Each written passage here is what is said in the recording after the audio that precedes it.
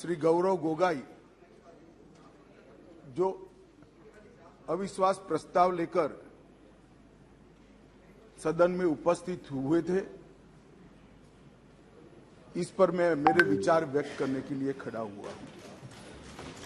माननीय अध्यक्ष जी, भारतीय संविधान के अनुच्छेद 75 में कहा गया है कि मंत्रिपरिषद लोकसभा के प्रति जवाबदेह है। इसलिए इसी अनुच्छेद 75 को प्रतिबंधित करने के लिए लोकसभा के नियम 198(1) से 198(5) तक मंत्रिपरिषद में अविश्वास का प्रस्ताव रखने की प्रक्रिया नियत की गई है। माननीय अध्यक्ष जी, जब से आजाद हुए तब से 27 अविश्वास प्रस्ताव और 11 विश्वास प्रस्ताव इस सदन में प्रस्तुत हुए। कई बार सरकारों का बहुमत जाने की स्थिति में सदन के विपक्ष के सदस्य अविश्वास प्रस्ताव लेकर आते हैं।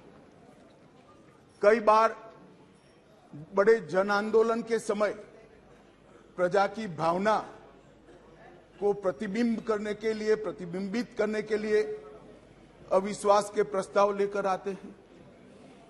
ये एक अविश्वास का प्रस्ताव ऐसा है जिसमें प्रधानमंत्री और मंत्रिमंडल के प्रति न जनता को अविश्वास है, न सदन को अविश्वास है, और ये अविश्वास प्रस्ताव लेकर आए। माननीय अध्यक्ष जी, इसका उद्देश्य क्या है? इसका उद्देश्य जनता में भ्रांति खड़ी करने का उद्देश्य।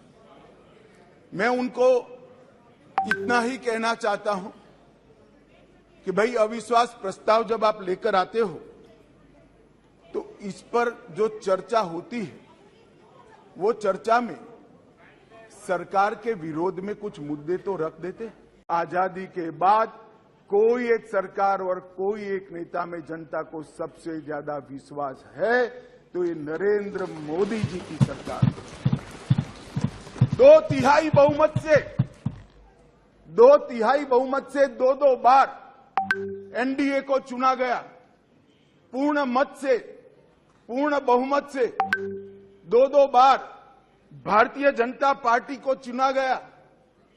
30 साल के बाद पहली बार पूर्ण बहुमत की स्थिर सरकार देने का काम ये देश की जनता ने लगातार 2 बार किया। और प्रधानमंत्री मान्यवर, ये प्रधानमंत्री ऐसे हैं जो आजादी के बाद देश में सबसे लोकप्रिय प्रधानमंत्री कोई है तो नरेंद्र मोदी।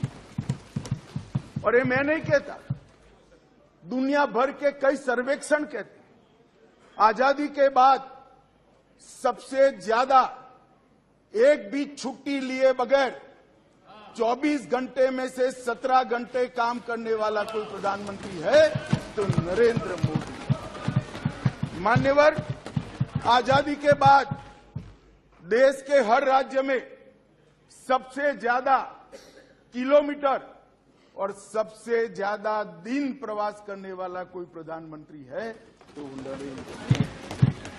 मान्यवर, कोई सरकारें कई सालों तक चलती है।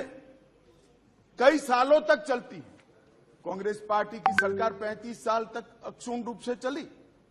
कई सालों तक चलते हैं, तब 2, 3, 4 निर्णय ऐसे होते हैं जिसको युगों तक याद